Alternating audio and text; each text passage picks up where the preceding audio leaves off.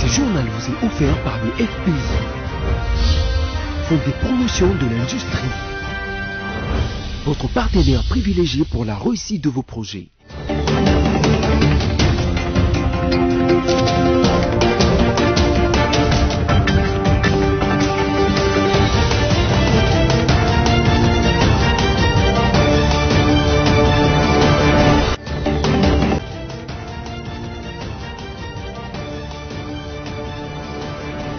Bienvenue à ce journal consacré à la page rétrospective de la semaine, au sommaire. Au cours de cette semaine, le chef de l'État Félix Tshisekedi a reçu au Palais de la Nation son homologue de la Suisse Alain Berset, président de la Confédération helvétique, pour un tête-à-tête qui a porté sur les relations bilatérales et la mission de l'Organisation des Nations Unies.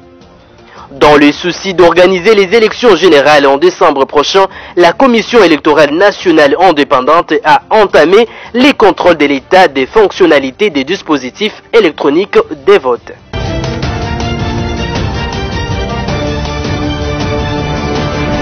Cet après-midi, le président suisse a été reçu par son homologue congolais Félix Tshisekedi au Palais de la Nation pour un tête-à-tête qui a porté sur les relations bilatérales et la mission de l'Organisation des Nations Unies pour la stabilisation en RDC.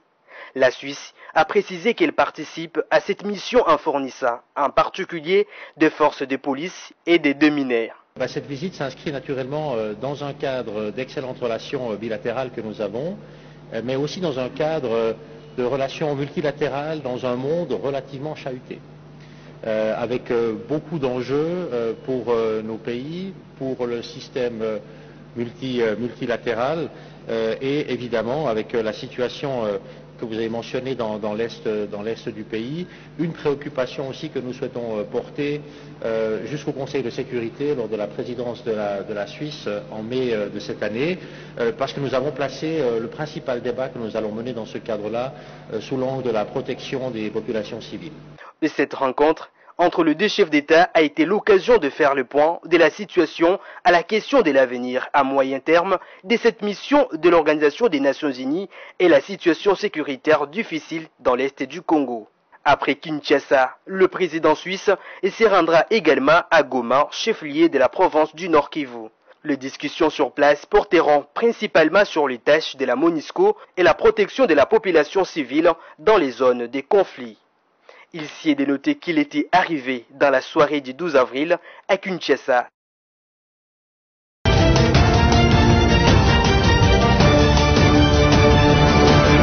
Il ne reste que 2 jours à compter au bout du doigt pour la tenue du 9e jeu de la francophonie dans la ville-province de Kinshasa. 8 avril 2023, jour choisi par le président de la République et son équipe pour visiter les infrastructures qui abritera le 9e jeu de la francophonie. Du stade de Martyrs au centre de judo, le président de la République a constaté en personne l'évolution des constructions de ces édifices. Il en ressort que les taux d'exécution des travaux est de 80% et actuellement au stade de finition. Il ne reste plus que l'installation de la climatisation centrale dont les équipements commandés à l'étranger sont attendus dans les prochaines semaines. D'ici fin mai ou plus tard, tout pourrait être prêt. Le président de la République, satisfait de ces travaux, a salué l'encouragement des entrepreneurs à construire et leur dévouement à mettre la main dans la pâte pour la tenue de ce 9e jeu de la francophonie qui est un honneur de tous.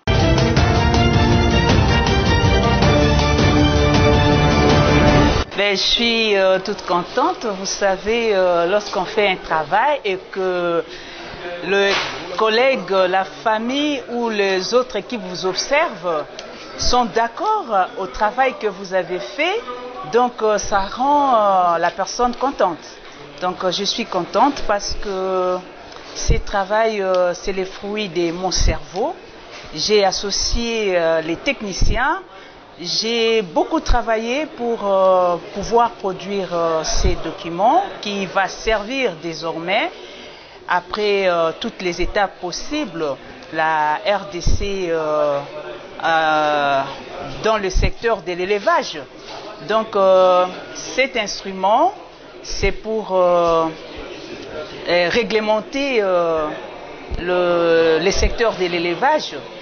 Depuis la nuit des temps, vous savez, comme j'avais dit tout à l'heure lors de la présentation, les secteurs de l'élevage fonctionnaient avec un arrêté interministériel. Ce n'est pas normal parce que c'est un secteur très important, c'est un secteur vital pour la survie d'une nation. Ça ne pouvait pas rester comme ça. J'ai travaillé, je fais mon devoir en tant que législatrice, en tant que contrôleur aussi. Donc je viens d'accomplir ces devoirs. Je suis contente et je compte sur le travail de la commission parce que c'est là où on tiendra compte de toutes les préoccupations soulevées lors du débat par les différents collègues. Donc après cette étape, le travail sera encore bien raffiné.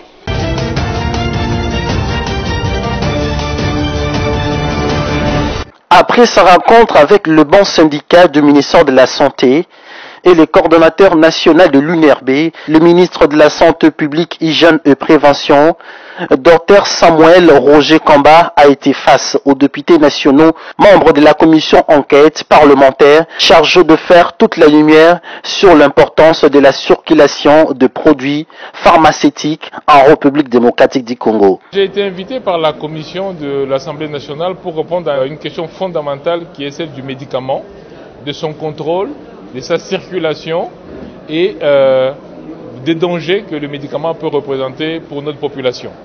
Et donc je suis venu pour donner un éclairage du ministère de la Santé quant à cette grande problématique du médicament.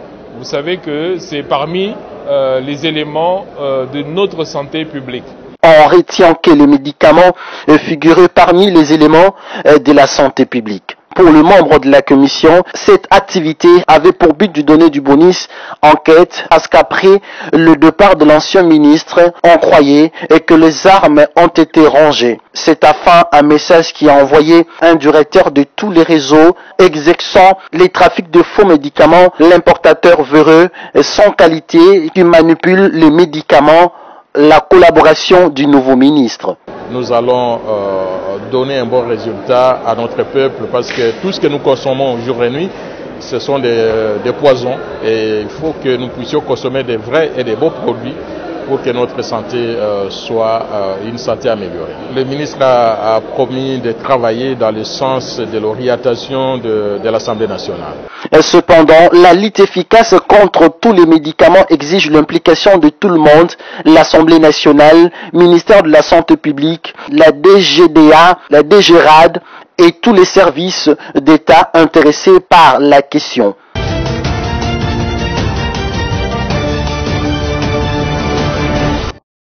Après plusieurs reports de suite de l'enrôlement des électeurs dans la zone opérationnelle R3 dans la province de Sud-Kivu, la Commission électorale nationale indépendante y clôturait l'opération d'identification d'enrôlement ce mercredi 12 avril à 17h. Cette décision a été prise après avoir constaté que plus de 80% de la population se sont fait identifier et enrôler, a fait savoir Patricien Seya, les rapporteurs de la CENI. Cependant, les jetons seront distribués aux requérants qui font la queue devant les différents centres d'inscription afin de récupérer. Par ailleurs, la CENI entend entamer en mai prochain le nettoyage du fichier électoral et procéder la loi sur la réparation de sièges à l'Assemblée nationale avant la clôture de la session de mars. Signalons que la question de l'enrôlement des populations qui vivent dans les zones occupées par les rebelles sera traitée au niveau de la plénière de la CENI.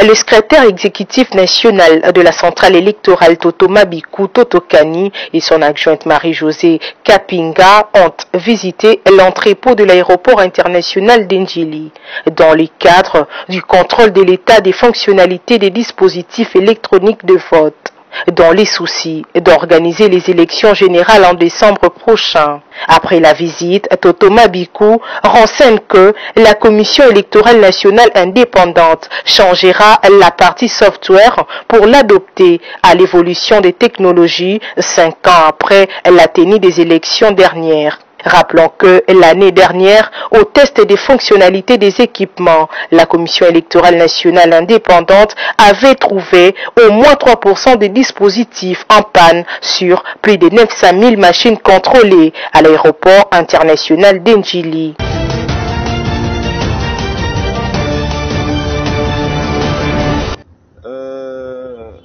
Membres de la MOCA, nous avions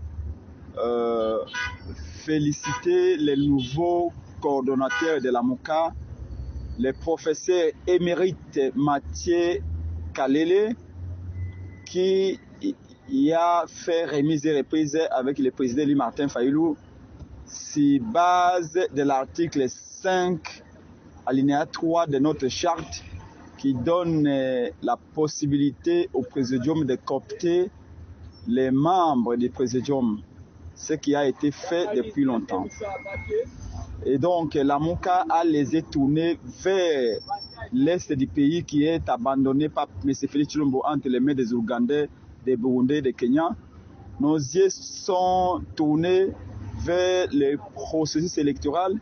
La MOCA et les nouveaux coordonnateurs, le professeur Kalele, et nous, la priorité avec tous les partis membres, y compris mon parti de Congo, la priorité c'est d'arrêter la fraude électorale que Félix Tshisekedi est en train de planifier.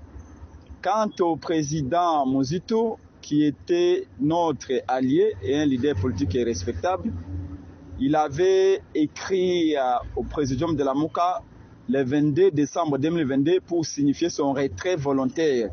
Muzito s'est retiré volontairement de la MOCA et avait interdit à tous ses membres de ne plus prendre part aux réunions de la MOCA depuis presque 5 mois.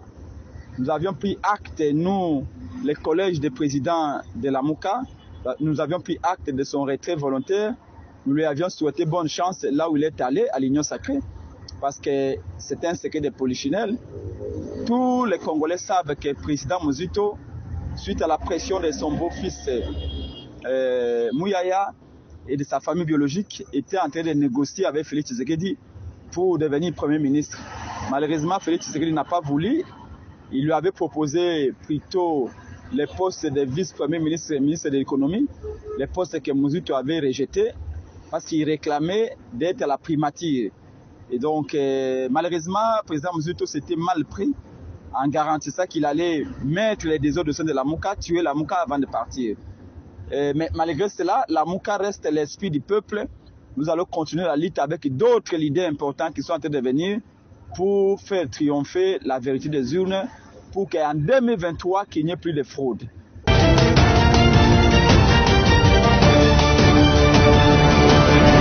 En fait, la position de Nouvel Élan, elle est claire et simple. Nouvel Élan a pris acte de la rébellion de M. Martin Fayulu et de son parti politique SID.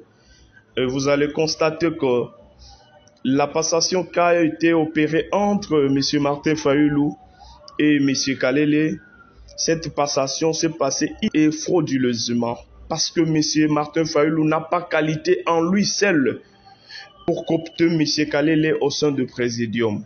C'est-à-dire, vous allez vous souvenir que depuis un certain temps, depuis qu'on nous a pondu le communiqué du collège de président, nous avons demandé à M. Martin Fayulu de présenter à l'opinion la preuve de retrait volontaire de M. Adolphe Muzito au sein de la MOCA. Mais M. Martin Fayulu n'a jamais prouvé de preuve, n'a jamais présenté le preuve au peuple congolais. Et ce qui s'est passé, M. Martin Fayulu a franchi la ligne rouge. M. Martin Fayulu a marché sur la convention. M. Martin Fayulu n'a pas respecté la convention de la MOCA. Nous avons tiré des conséquences. Nous avons pris acte de l'auto-exclusion de M. Martin Fayulu. C'est pourquoi demain mardi, Nouvel Élan va organiser une cérémonie de l'auto-exclusion de M. Martin Fayulu et de son parti politique SID au sein de la MOCA. Je profite aussi à ma qualité de coordonnateur de la jeunesse de lancer un message vibrant à tous les jeunes de Nouvel Élan et à toute la jeunesse de la MOCA de se mobiliser tous demain comme un seul homme pour venir prendre part à la cérémonie qui sera organisée pour manifester, justifier l'auto-exclusion de M. Martin Fayulu au sein de la MOCA. C'est-à-dire, nous prenons la communauté internationale à témoin et la communauté nationale. Et d'ailleurs, un point de presse sera aussi organisé par Nouvel Élan pour fixer l'opinion par rapport à la rébellion de M. Martin Fayulu.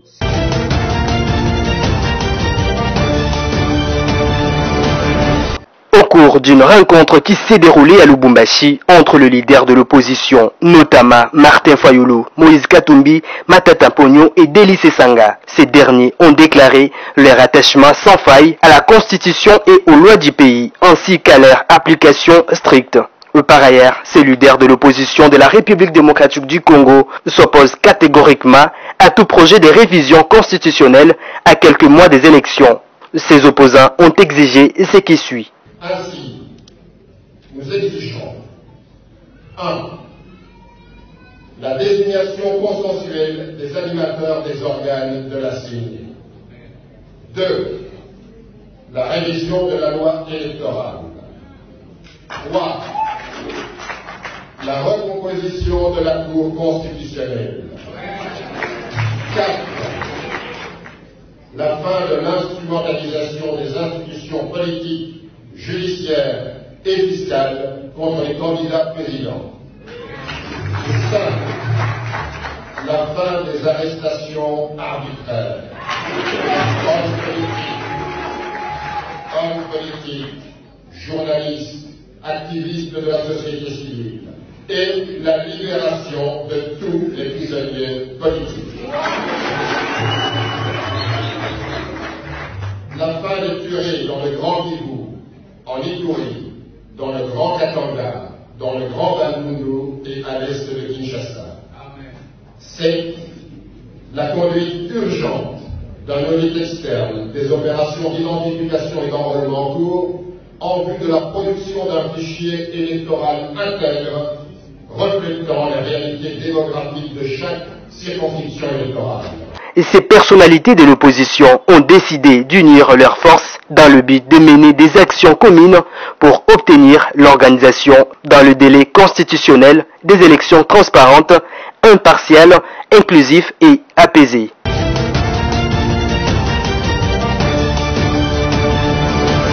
Le travaux de réhabilitation du site de Diango devant accueillir les ex-combattants évolue à pas de géant. Le bâtiment pour le désarmement, la démobilisation et autres font peau neuve. Constat du coordonnateur national adjoint en charge des opérations et techniques du PDDRCS qui s'est rendu ce lundi sur terrain pour une mission de supervision. Les travaux sont fort avancés.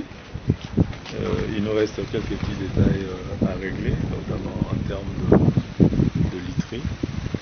Il faudra équiper les différents hangars qui vont servir d'hébergement aux ex-combattants.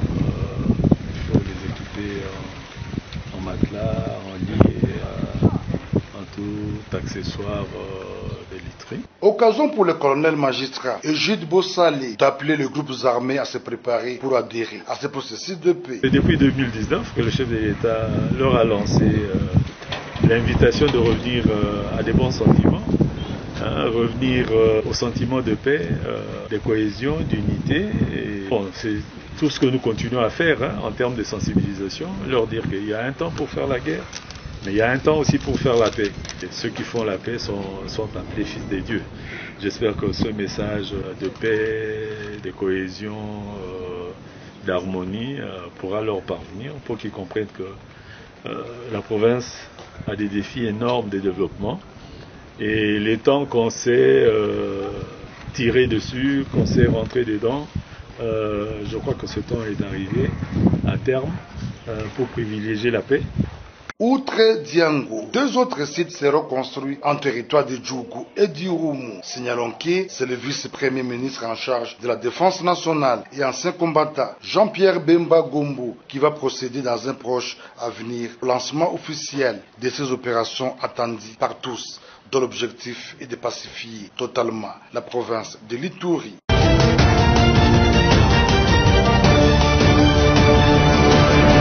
Ici, il faut d'abord qu'on situe le sujet dans le cadre de la liberté d'expression, dans le cadre de la démocratie.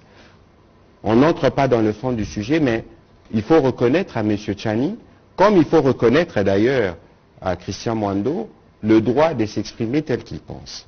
Nous sommes en démocratie. Des deux, est-ce que c'est par un discours ségrégationniste qu'il faut répondre à une loi que l'on considère discriminatoire? Vous avez parlé de l'homélie du cardinal, j'étais à la messe hier, je l'ai entendu, j'espère que le cardinal fera aussi une homélie pour répondre à Christian Mwando qui utilise un discours ségrégationniste pour répondre à un discours discriminatoire. Vous voyez que là nous sommes dans les jeux des extrêmes et que si nous n'étions pas dans un contexte démocratique, alors là on dirait, et M. Tchani et M. Mwando, leur place est en prison. Mais alors parce qu'on a fait le choix de la démocratie, il faut accepter que les opinions s'expriment, même si nous ne sommes pas d'accord par rapport au contenu de la loi. Et je pense que sur cette loi, il n'est même pas nécessaire que nous puissions revenir dessus, parce que je vous ai déjà répondu à propos, souvenez-vous, parce que les gens parlent de manière d'ailleurs délibérée. On veut comparer cette initiative qui est prise par un individu qui est coutumier des prises de position à une politique qui avait été entretenue en Côte d'Ivoire. Ici, le gouvernement ne s'est pas prononcé, ou ne soutient pas, ou n'est pas porteur de cette loi. Moi, j'ai porté la loi sur les médias, vous avez suivi. C'est une loi qui est portée par un individu qui a utilisé de son droit démocratique. Ici, ce n'est pas une stratégie du gouvernement portée par les gouvernements pour dire qu'on va adopter cette loi. Je me réserve d'ailleurs de rappeler à ces sujets le point de vue du président de la République qui est bien connu. Et lorsque nous parlons, par exemple, du processus électoral, le président a rappelé qu'il s'assurait que tous les Congolais puissent avoir le droit de participer. Alors, pourquoi voulez-vous que le gouvernement s'exprime sur un sujet qui démontre à suffisance que la République démocratique du Congo est dans un processus de maturation de sa démocratie?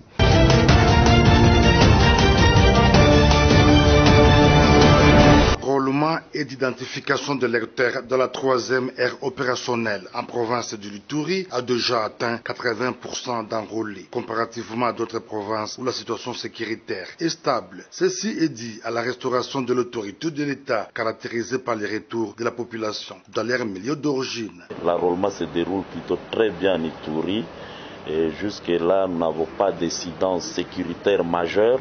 Tout se passe bien et les chiffres que nous avons atteints à ce jour, plus de 82%, témoignent de l'évolution de cette opération en Ituri.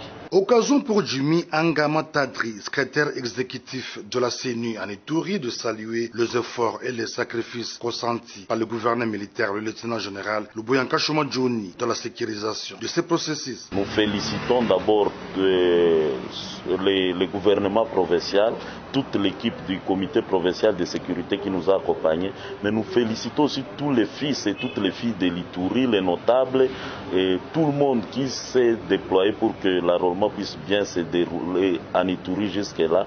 Nous demandons à nos frères et sœurs qui sont ituriens d'accompagner le processus jusqu'à la fin, et ceux qui ne se sont pas fait encore enrôler de profiter de cette période de contentieux pour retirer les jetons et se faire enrôler selon les communiqués de la CENI. Au stade actuel, l'administration militaire crée des conditions sécuritaires favorables pour que la population comprenne le rôle qu'elle joue en cette période préélectorale. En s'acquittant de son devoir civique, elle s'est mobilisée massivement pour obtenir sa carte d'électeur à prévision des élections qui se pointent à l'horizon d'ici décembre 2023.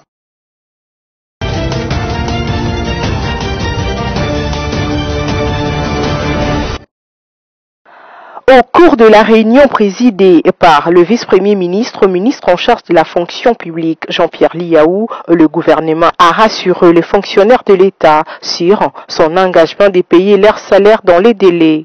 Sur l'instruction du Premier ministre Jean-Michel Samalou Condé avec le délégué syndical de l'intersyndicale nationale de l'administration publique INAP en sigle. C'était en présence de vice-ministre de Finances et du Budget. Il était question pour les bandes gouvernementales de donner une information fiable sur les glissements enregistrés dans les payes des fonctionnaires de mois de février et mars.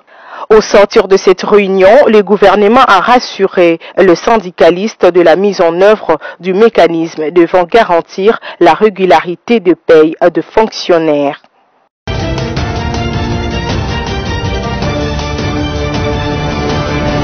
En cette journée de réflexion tenue autour du directeur général Bertin Moudimou, le personnel féminin du FPI a clôturé le mois de la femme. D'entrée des jeux, la coordonnatrice du comité genre, Madame Fifi Moubé, a insisté sur le rôle de l'agent féminin dans son milieu de travail en conscientisant à plus de responsabilités.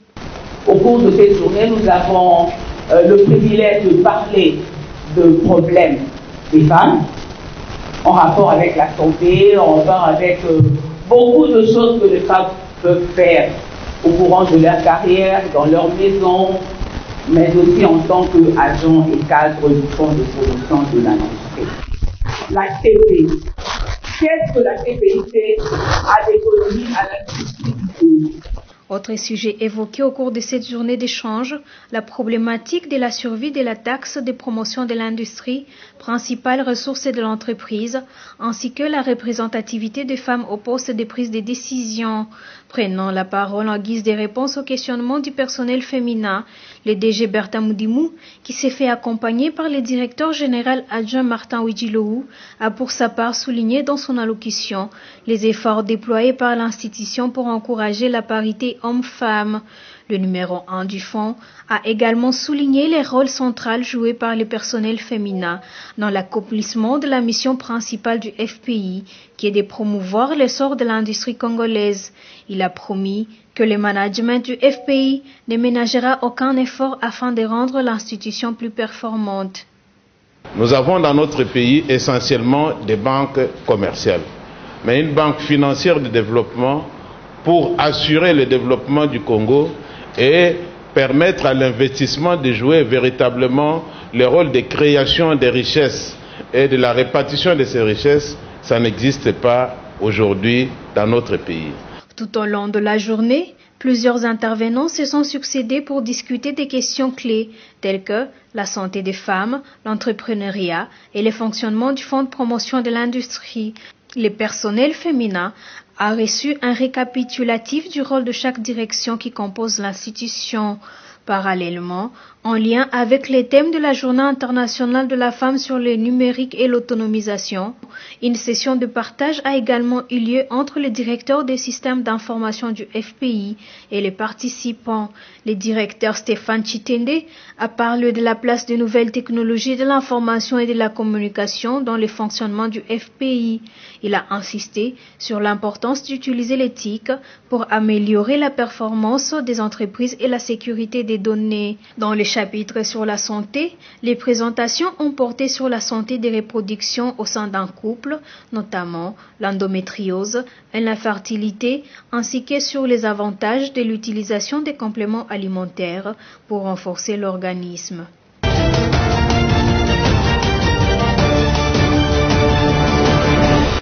Voici les rappels des principaux titres. Au cours de cette semaine, le chef de l'État Félix Tshisekedi a reçu au Palais de la Nation son homologue de la Suisse Alain Berset, président de la Confédération helvétique, pour un tête-à-tête qui a porté sur les relations bilatérales et la mission de l'Organisation des Nations Unies. Dans le souci d'organiser les élections générales en décembre prochain, la Commission électorale nationale indépendante a entamé les contrôles de l'état des fonctionnalités des dispositifs électroniques des votes. C'est la fin de ces journaux rétrospectives. Merci de l'avoir suivi et bon week-end chez vous.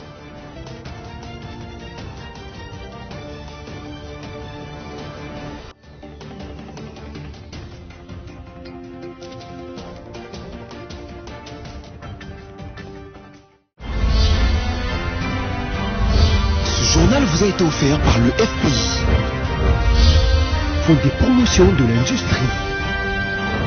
Votre partenaire privilégié pour la réussite de vos projets.